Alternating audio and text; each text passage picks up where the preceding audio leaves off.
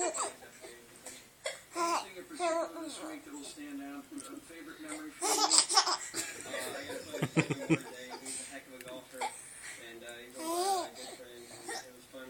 Not that funny looking. Well, very good one. Thanks. Thank you. Nice watching, Cody. First round now. Jonathan Sanders had about a 15-footer. Well past his far right game. That bogey finishes his day with 75. Opening his week with You having fun? 74 yesterday. He's holding his head right now, but still spent the week at Sage Valley. How's those fingers? Potentially playing Still thanks for the game. It's two big ones. Such a great line shot in there for a second walk on the bogey. Your fingers out of your mouth. Sogard for Denmark.